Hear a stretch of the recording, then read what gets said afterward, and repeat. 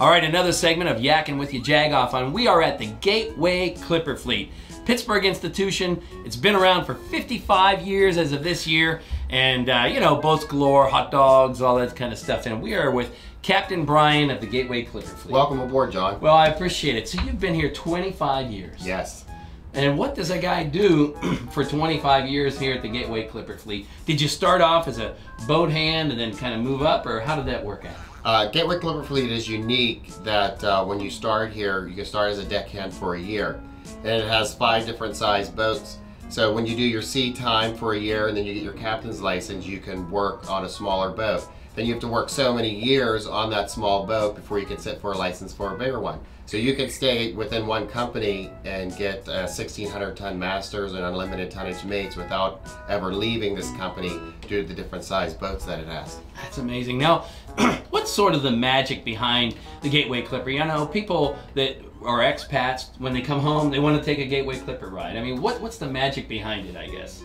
Well, we started with the Goodship Lollipop cruises when you're a kid, and you do go on the 1-hour sightseeing with the clown and the lollipop.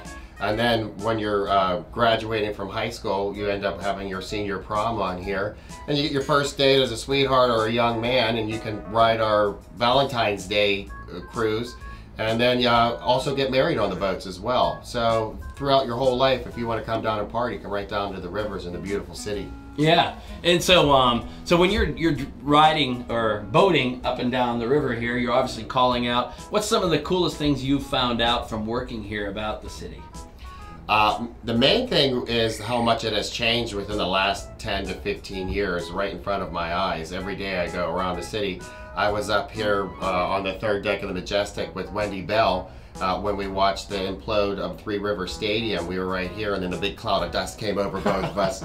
She was choking, and we basically came inside the pilot house until it cleared. But I was seeing all the construction, all the beautiful river banks, and all the changes that were in the city, you know, year round. Yeah, yeah. You know, Lyle, let's get into the, you know, we're a hard-hitting news organization, and I'd like to ask, I hope you're not timid, because I have some hard-hitting questions. We put out on Facebook, you know, to some of our followers about what they would like to know from you. And Mark Molinaro on Facebook asked, what is the craziest thing you've ever seen on the boat?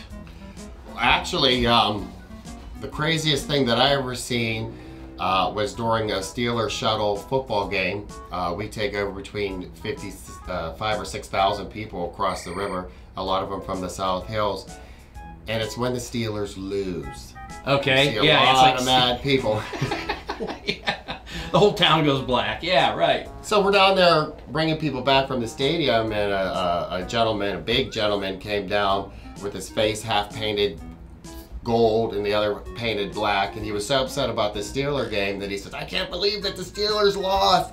And he rips off his shirt, takes off his pants all the way down to his underwear, and just goes runs right into the river. Of course, then he's my responsibility, coming down as a passenger, so then we had to go throw him the life ring, drag him out, and then call the police and have him, you know, take away, and hopefully, you know, wrap a blanket on him.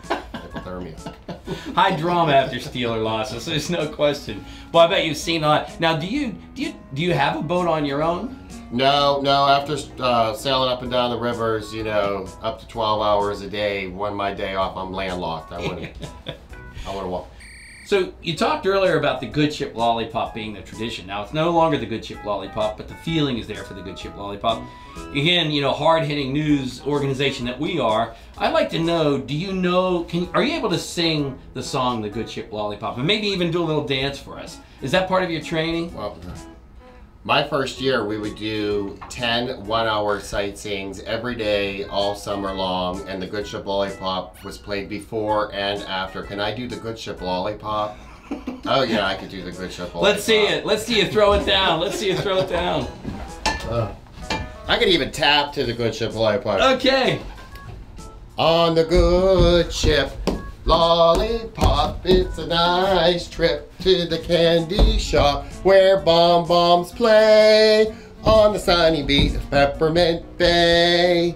Lemonade stands fill the air, Cracker Jack bands in the air where bombs play.